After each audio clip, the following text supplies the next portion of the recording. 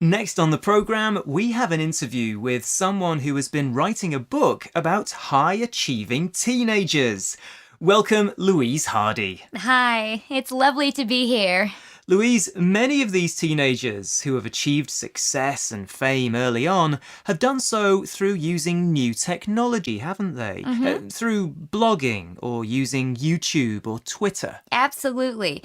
And the greatest example of this is Justin Bieber. As I think everyone on the planet knows, he started off by posting videos on YouTube at the age of 14 and was spotted by a talent scout who worked with the R&B singer Usher. After that, he very rapidly became a worldwide sensation. I heard that last year he was said to be more influential than Obama. Yes, that was because he is number one on Twitter. He has over 35 million followers. Ooh. There's a new one every 2 seconds.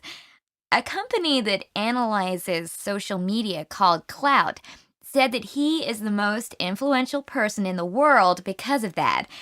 But whether he's really more influential than Obama, well... All this exposure has negative consequences for young people too, doesn't it? Yes. Although millions adore Justin, a lot of people don't. One of his videos was the most disliked ever, and he has a big problem with privacy. He's followed everywhere by the paparazzi, and that's bad for anyone, never mind a teenager.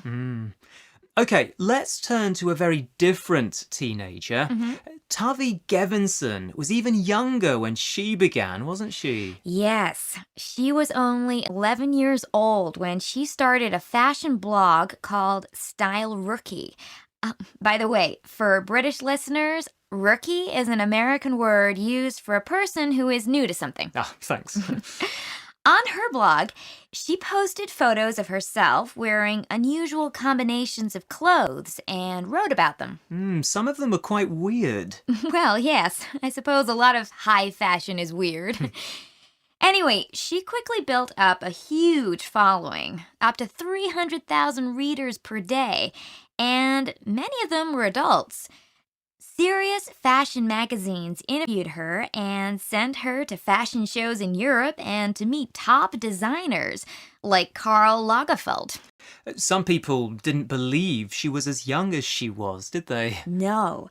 One magazine printed an article saying the writer didn't believe Tavi was only 12, and that upset her. But she bounced back and continued blogging. Then, as she grew older, Tavi became interested in other things besides fashion. In 2011, when she was 15, she started Rookie Magazine, an online magazine for teenagers. In less than a week, it had 1 million readers. I've seen it. It's very impressive, isn't it? And all teenage girls listening, check out Rookie Magazine. Yes. I think it's fantastic. And Lady Gaga called Tavi the future of journalism. She employs about 50 writers and photographers, both adults and teenagers on Rookie, but she is the editor with overall control. And all this time, she's continued to lead a normal life, hasn't she? Oh, yes. She lives a very normal life in a small town and goes to school and so on.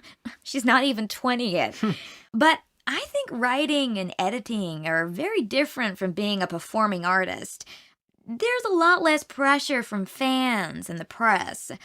Although some actors, like Emma Watson, seem to manage a private life and getting a normal education. Yes, Emma Watson is now in her 20s, of course, but when she was... This recording was brought to you by the British Council. To find others like it, visit www.britishcouncil.org/Learn English Teens.